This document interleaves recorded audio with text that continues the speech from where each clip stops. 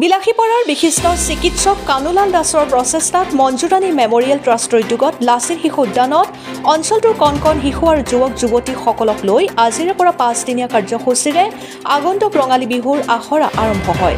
এই আখৰাত বন্তি প্ৰজ্বলনেৰে শুভাৰম্ভ কৰে বিলাসীপাৰা সময় জিলাৰ সহকাৰী আয়ুক্ত নম্ৰতা বৰুৱাই। বিহুৰ ওজা তথা প্ৰশিক্ষক মনিন ৰাজবংশী, বিহুৱতী হীৰামণি দাস আৰু অসম সাংস্কৃতিক মহাসংগ্ৰামৰ বিচাৰক উৎপল শৰ্মাই ঢোলে ডগৰে আখৰাত প্ৰশিক্ষণ প্ৰদান কৰে। এই আখৰা 5 এপ্ৰিললৈ লাচিত উদ্যানত চলিব বুলি চিকিৎসক কানুলাল দাসে জানিবলৈ দিয়ে। বিলাসীপাৰাৰ পৰা জহিৰুল ইছলামৰ ৰিপৰ্ট, অৰুণোদয় আছাম। আজি 5 দিনীয়া বিহু কৰ্মশালা উপলক্ষে কি জনাব? হয়, নমস্কাৰ। প্ৰথমতে মই আমাৰ অসমবাসী ৰাইজক আগন্তুক ৰঙালী বিহু তথা নৱবৰ্ষৰ শুভেচ্ছা জ্ঞাপন কৰিছোঁ। আজি মঞ্জুৰাণী মেমৰিয়েল ট্ৰাষ্টৰ যি উদ্যোগত যি 5দিনীয়া কৰ্মশালা, আজি আমাৰ প্ৰথম দিন আৰম্ভণি।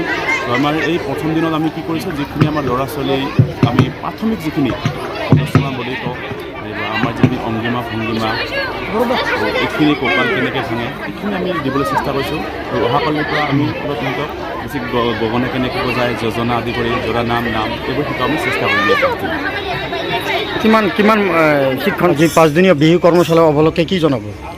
নমস্কাৰ। মই প্ৰথমতে আপোনালোকৰ চেনেলৰ যোগেদি আপোনালোকৰ লগতে সমূহ অসমবাসী ৰাইজলৈ আগন্তুক ৰঙালী বিহুত উপলক্ষে জ্ঞাপন কৰিছোঁ। আমি যোৱা আৰু 7দিনীয়া বিহু নৃত্য কৰ্মশালা কৰিছিলোঁ আৰু এইবিলো আমি মঞ্জুৰাণী মেমৰিয়েল ট্ৰাষ্টৰ উদ্যোগত 5দিনীয়া বিহু কৰ্মশালা আৰম্ভ কৰিছোঁ। আজি প্ৰথম দিনা, আজি ইতিমধ্যে আমাৰ কৰ্মশালা শুভাৰম্ভ হৈ গৈছে। আমি এই কৰ্মশালা 5 দিনলৈকে আমাৰ চলি থাকিব। ইয়াত প্ৰায় এবাউট 200 নিচিনা পাৰ্টিচিপেণ্টে ইয়াত ভাগ লৈছে আৰু আমাৰ ইয়াত দুজন আমি ভাল প্ৰশিক্ষক পাইছোঁ, হীৰামণি দাস আৰু আমাৰ সৈতে মুনিন ৰাজবংশী। কৰ্মশালা উপলক্ষে কি জনাব?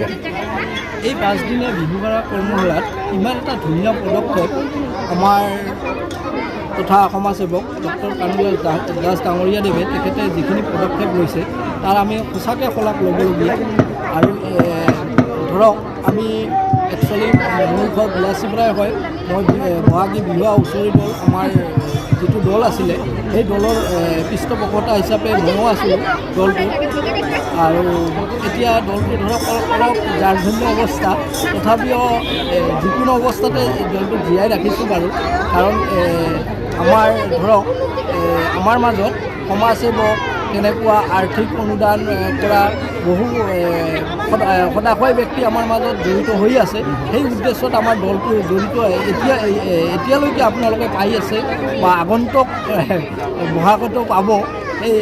আৰু এইখিনিতে আপোনালোকৰ জৰিয়তে এষাৰ কথা মই মানে